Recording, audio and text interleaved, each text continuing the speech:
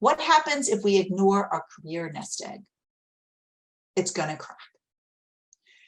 And I don't believe that you need to be 100% all the time, like on LinkedIn, on social media, having networking meetings, investing, taking lots of classes. That's not how work, or even my career wants to fit into my life. That's not for me. But you do need to think about, how do you make sure you are continually moving? Because if it's like a bicycle, if you stop, you fall over. And for those of you, I used to be a big rider, and if you have your clips on your bike, when you first learn to do that, as soon as you stop, you go boom. You want to make sure you learn how to keep moving. So it is important to the level that can work for you with your career happiness portfolio. The same way with financial, you have to think about a continual review and rebalance.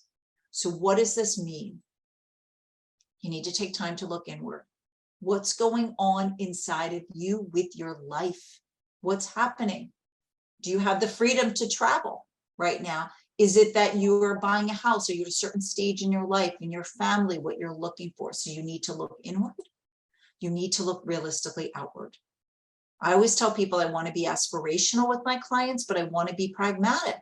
We're in a huge period of uncertainty. And as I've said to clients and to my students and alumni, this is not going to settle down for a while, because in the midst of all this, as we know, there's been a lot of market upheaval because of other political events. And even figuring out what the world of work is going to look like post-pandemic, it's going to take a long time. So you need to be prepared for what now, as well as for what can be down the road, so you can pivot if needed. Then you need to lean out. I talked about that a little bit more. How can you be thinking about, in your current role, whether it's a volunteer role, whether it's a full-time role, part-time, how do you expand your job definition? How do you expand your skill set? Sheryl Sandberg talks about the leaning in, right? I talk about leaning out, because if you're leaning out, you're going outward in the direction that you want to go. Years ago, I worked in a nonprofit, and I really wanted to get into training work. So you think about that, when I talked about the OPQ, the opportunities, your professional network and your skills, I got trained in order to get a trainer. And then I wrote a grant to be able to develop a training program. And then I built relationships with extraordinary trainers in the Boston area that I could bring in. So I leveraged that OPQ to expand my job definition of something that was not in there when I first started. And that enabled me down the road. I eventually moved to DC and worked for a nonprofit and was their national training manager, because I was continually thinking about, where is it that I want to go? And it circles back to the beginning when I thought about, where are my best strengths? Where is my flow moments?